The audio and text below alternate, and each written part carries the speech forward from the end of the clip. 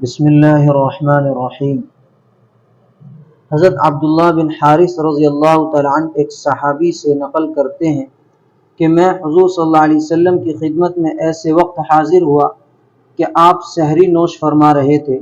آپ نے فرمایا کہ یہ ایک برکت کی چیز ہے جو اللہ نے تم کو عطا فرمائی ہے، اس کو مت چھوڑنا۔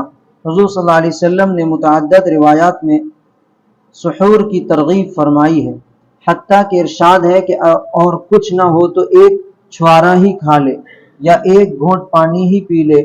اس لیے روزہ داروں کو اس ہم خرما و ہم ثواب کا خاص طور سے اہتمام کرنا چاہیے کہ اپنی راحت، اپنا نفع اور مفت کا ثواب، مگر اتنا ضروری ہے کہ افراط و تفریط ہر چیز میں مضر ہے، اس لیے نہ اتنا کم کھاوے کہ عبادات میں ضعف محسوس ہونے لگے اور نہ اتنا زیادہ کھاوے کہ دن بھر کھٹی ڈکاریں آتی رہیں۔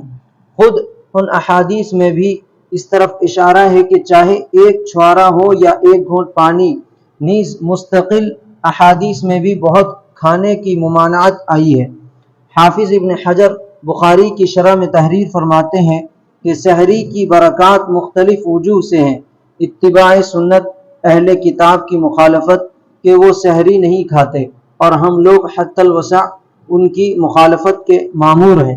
نیز عبادت پر قوت، عبادت میں دل بستگی کی زیادتی، نیز شدت بھوک سے اکثر بدخلقی پیدا ہو جاتی ہے۔ اس کی مدافعت، اس وقت کوئی ضرورت مند سائل آ جائے تو اس کی اعانت، کوئی پڑوس میں غریب فقیر ہو اس کی مدد، یہ وقت خصوصیت سے قبولیت دعا کا ہے۔ سحری کی بدولت دعا کی توفیق ہو جاتی ہے، اس وقت میں ذکر کی توفیق ہو جاتی ہے، وغیرہ وغیرہ۔ ابن دقیق رحمۃ اللہ علیہ کہتے ہیں کہ صوفیہ کو سحور کے مسئلے میں کلام ہے کہ وہ مقصد روزہ کے خلاف ہے، مقصد روزہ کے خلاف ہے، اس لیے کہ مقصد روزہ پیٹ اور شرمگاہ کی شہوت کا توڑنا ہے اور سحری کھانا اس مقصد کے خلاف ہے۔ لیکن صحیح یہ ہے کہ مقدار میں اتنا کھانا کہ یہ مصلحت بالکلیہ فوت ہو جائے، یہ تو بہتر نہیں۔ اس کے علاوہ حسب حیثیت و ضرورت مختلف ہوتا رہتا ہے۔ بندہ کے ناقص خیال میں اس بارے میں قول فیصل بھی یہی ہے کہ اصل سحور و افطار میں تقلیل ہے، یعنی کم کھانا ہے، مگر حسب ضرورت اس میں تغیر ہو جاتا ہے۔ مثلا طلباء کی جماعت کے ان کے لیے تقلیل طعام منافع صوم کے حاصل ہونے کے ساتھ تحصیل علم کی مضرت کو شامل ہے، اس لیے ان کے لیے بہتر یہ ہے کہ تقلیل نہ کریں کہ علم دین کی اہمیت شریعت میں بہت زیادہ ہے۔